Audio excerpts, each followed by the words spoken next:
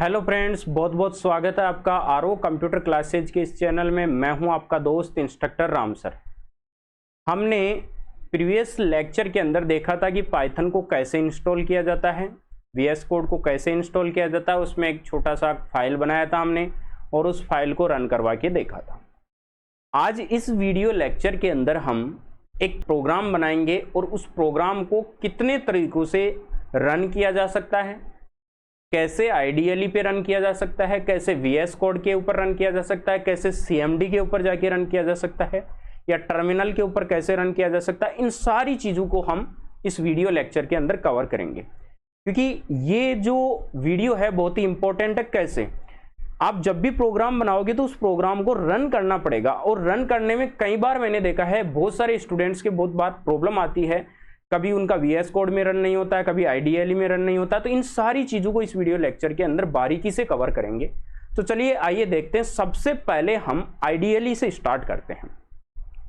IDLE जो Python का default IDE होता है, मैंने पहले भी बताया था इस चीज़ को। तो आईडीएलई को मैं यहाँ पर ओपन कर लेता हूँ।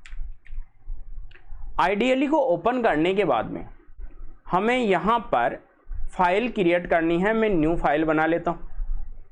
न्यू फाइल के अंदर मैं एक छोटा सा कोड लिख देता हूं 2 नंबर को ऐड करने का, यानी यहां पर 2 नंबर ले लेते हैं। प्रिंट इंटर 2 नंबर, और नीचे लिख लेता हूं ए, मैं स्टोर करवा लेता हूं इंट और इनपुट। सर ये आप क्या लिख रहे हो, हमें नहीं समझ में आ रहा है। कोई इशू नहीं है, इन सारी चीज़ों को हम आगे जाके कवर करेंगे, लेकिन मैं एक प्रोग्राम लिख के आपको रन करवा के दिखा रहा हूँ हर जगह पे। तो मैं यहाँ पर इनपुट करवा लेता हूँ। एक्चुअल के अंदर इसमें होगा क्या, इसमें पहली लाइन चलेगी इंटर 2 नंबर्स, ये लाइन डिस्प्ले होगी। फिर यूज़र एंटर करेगा कीबोर्ड से, ए में स्टोर हो जाएगा, और यूज़र एंटर करेगा वो बी में स्टोर हो जाएगा। 2 नंबर यूज़र एंटर करेगा। यहाँ पर सी लैंग्वेज की तरह कुछ भी नहीं लिखना है, ना सेमीकोलन लगाने की ज़रूरत है। ईजिली सेंटेंस है, यहाँ पर ईजिली सेंटेंस की तरह लिखना है। एक इंग्लिश के वर्ड जो लिखते हैं सेम वैसे ही यहाँ पर हमें सारी चीज़ें लिखनी है। अब मैं यहाँ पर सी को क्या कर लेता हूँ, C is equal A plus B कर लेता हूँ। मैंने पहले बताया था यहाँ डिक्लेरेशन वगैरह कुछ भी करने की ज़रूरत नहीं है। आपको जब वेरिएबल की ज़रूरत पड़े बना लो। अभी मैंने सी बना लिया, पहले ए बना लिया, बी बना लिया, इनको किसी को भी मैंने डिक्लेयर नहीं किया है। अब मैं यहाँ पर प्रिंट में सीधा सीधा लिखूँगा प्रिंट सम इज, ये आ जाएगा मेरा यहाँ पर टेक्स्ट, कोमा लगा के मैं वैल्यू लिख दूंगा सी की, डायरेक्टली सी की तरह कुछ भी नहीं है कि सी लैंग्वेज की तरह यहाँ पर हमें %d वगैरह लगाना पड़ेगा, इनपुट में एड्रेस ऑफ लगाना पड़ेगा, कुछ भी नहीं लगाना पड़ेगा। यहाँ पर इस फाइल को करेंगे सेव इजीली बना के। अब इस फाइल को सेव करने के बाद में सबसे पहले मैं क्या कर लेता हूँ, एक फोल्डर बना लेता हूँ। एक नया फोल्डर मैं क्रिएट कर लेता हूँ यहाँ पर डॉक्यूमेंट्स में। डॉक्यूमेंट्स में नया फोल्डर बना लेता हूँ पाइथन नाम से, Python CLASSES classes, Python classes नाम से मैंने एक फोल्डर बना लिया। इस फोल्डर के अंदर मैं फाइल को सेव कर लेता हूँ। फाइल का नाम लिख लेता हूँ sum.py। फाइल का नाम हमेशा एक्सटेंशन देना है py, और आप सेव कर लीजिए। ये फाइल हो गई सेव। और अब हमें क्या करवाना है, यहाँ पर रन करवाना है रन मॉड्यूल। जैसे ही मैं रन मॉड्यूल पे क्लिक करूँगा, यहाँ पर इंटर 2 नंबर आया, बिलिंग कर रहा है कर्सर, यहाँ पर मुझे नंबर एंटर करना है। जैसे ही मैं नंबर एंटर करूँगा और एंटर दूंगा तो दोबारा नंबर एंटर करवा रहा है। अब की बार वो बी में स्टोर हो जाएगा। मैं 30 लिख रहा हूँ और मैं यहाँ पर जैसे ही लिख रहा हूँ तो सम इज 55 आ गया। इस टाइप से हम क्या कर सकते हैं, यहाँ पर पाइथन सेल के अंदर जो आईडीएलई है, आईडीएलई जो पाइथन का डिफॉल्ट आईडीई है, उसके अंदर हमने ये प्रोग्राम बनाया है। चाहे तो यहाँ पर आप प्रोग्राम इजीली बना सकते हो, कोई दिक्कत नहीं है। बस यहाँ पर ये है कि आपको बनाना पड़ेगा यहाँ पर पाइथन के अंदर, और फिर आपको आईडीएलई के अंदर यहाँ पर आउटपुट मिलेगा आईडीएलई सेल के ऊपर। ये काम अपना हो गया यहाँ पर आईडीएलई के अंदर प्रोग्राम को बनाना।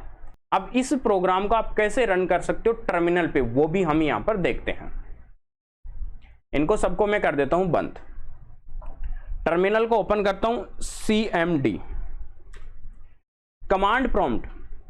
देखो सबसे पहले आपको यहां पर ध्यान देना है कि आपका पाथ वही होना चाहिए जिस पाथ के अंदर आपने फाइल को बनाया था। तो मेरा यहां पर पाथ अलग है, तो मैं पाथ में जाता हूं अपने में, यहां पर CD और DOCUMENT, डॉक्यूमेंट्स नहीं है। तो मेरा फाइल जो है वो किस में है, यूजर्स। मैं अपना फाइल का पाथ देख लेता हूँ सबसे पहले, मेरा जो डॉक्यूमेंट्स है वो किस में है। दिस पीसी को ओपन करता हूँ, यहाँ पर मेरा फोल्डर बना था कहीं पर डॉक्यूमेंट्स के अंदर, और डॉक्यूमेंट्स के अंदर था मेरा यहाँ पर पाइथन क्लासेज। ये मेरा फोल्डर का पाथ है। सी में है, यूजर में है, डॉक्यूमेंट्स में आपको जाना है और इसके अंदर पाइथन क्लासेज नाम का फोल्डर है। इस पाथ के ऊपर आपको जाना है, इसमें टर्मिनल में। तो सबसे पहले मैं वापस टर्मिनल ओपन करता हूं। यहां देखो मैंने स्मॉल में डी लिखा है, स्मॉल में डी नहीं है, ये DOCUMENT डॉक्यूमेंट्स। जैसे क्लिक करता हूं मैं डॉक्यूमेंट्स में आ गया। अब मेरे फोल्डर में जाना है तो वापस चेंज डायरेक्टरी, और अब मैं वापस मेरे फोल्डर में जाता हूं और उस फोल्डर का नाम क्या है, पाइथन क्लासेज। जैसे मैं एंटर करता हूं अब मैं मेरे पाथ में आ गया।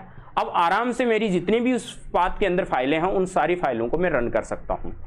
हमेशा इस चीज का ध्यान रखना है कि आपका यही पाथ होना चाहिए जो जिसके अंदर आपकी फाइलें बनी हुई है। आप बाहर से रन करवाने की कोशिश करोगे, नहीं रन होगी। मैं यहां पर लिखता हूं पाइथन और अब फाइल का नाम लिखता हूं। फाइल का नाम था sum.py। जैसे मैं एंटर देता हूं यहां पर देखिए आपके पास में क्या आ रहा है, एंटर 2 नंबर्स। पहला नंबर एंटर कर दिया और दूसरा नंबर मैंने एंटर कर दिया, और यहां पर आ रहा है सम इज 45। यानी मेरे पाथ में आकर मैं क्या कर सकता हूं, इसको रन करवा सकता हूं। ये हो गया हमारा कमांड प्रॉम्प्ट पे आके फाइल को रन करवाना। 2 तरीके हमने यहां पर देख लिए। तीसरा तरीका जो है वो हम देखेंगे VS कोड के अंदर कैसे रन करवा सकते हैं। तो उसके लिए हमें VS कोड ओपन करना होगा। मैं यहां पर VS कोड को ओपन कर लेता हूं और यहां पर तरीका वही है, आप इस बटन पे क्लिक कर दीजिए और अपना फोल्डर ओपन कर लीजिए। फोल्डर कैसे ओपन करोगे, ओपन फोल्डर, फाइल नहीं करना है। अगर फाइल करोगे तो फिर आप टर्मिनल में ओपन करोगे तो फिर से आपको पाथ को ओपन करना पड़ेगा, CD से जाना पड़ेगा चेंज डायरेक्टरी करके। इसलिए आप पूरे फोल्डर को ही ओपन कर लीजिए ताकि आपका टर्मिनल के अंदर भी वही यहाँ पर आ जाए। मेरा फोल्डर जो है, मैं यहाँ से पाइथन क्लासेज ओपन कर लेता हूँ। ये मेरा फोल्डर यहाँ पर ओपन हो गया। अब मैं जब टर्मिनल ओपन करूंगा तो मेरा यही पाथ इधर टर्मिनल में आ जाएगा। ये फाइल मेरी थी, यहाँ पर देखो जैसे मैं क्लिक करूंगा ओपन हो गई। आप यहाँ पर भी इजीली प्लस के साइन पे क्लिक करके फाइल बनाइए और सेव कर लीजिए। ये बहुत ही अच्छा फायदा है VS कोड का। यहीं से आपको फाइल क्रिएट करनी है, फाइल का नाम लिखना है और यहाँ से फाइल को क्रिएट करके यहीं सेव हो जानी है, और इधर फाइल दिखेगी, इधर आपका टर्मिनल दिखेगा। अब इस फाइल को रन कैसे करवाएं, 2-3 तरीके हैं रन करवाने के। सारे तरीके मैं यहाँ पर बता देता हूँ। पहला तरीका है हमारे पास में, यहाँ से जाना है, सीधा आपको जाना है रन कोड पे क्लिक करना है। जैसे आप रन कोड पे क्लिक करोगे आपके पास में यहाँ पर 2 नंबर आ जाएगा और दोनों नंबर आपको ऐड करवाने हैं और यहाँ से आपकी फाइल जो है वो रन हो जाएगी। ये तो तरीका है हमारा यहाँ पर रन करवाने का। हो गया काम, ये तो हो गया डायरेक्टली कोड को रन करवाना। चलो यहाँ से अगर रन नहीं करवाना चाहते हैं तो दूसरा तरीका, सेकेंड हमारा जो तरीका है वो यहाँ से रन में जाइए और रन विदाउट डिबगिंग पे क्लिक कर दीजिए।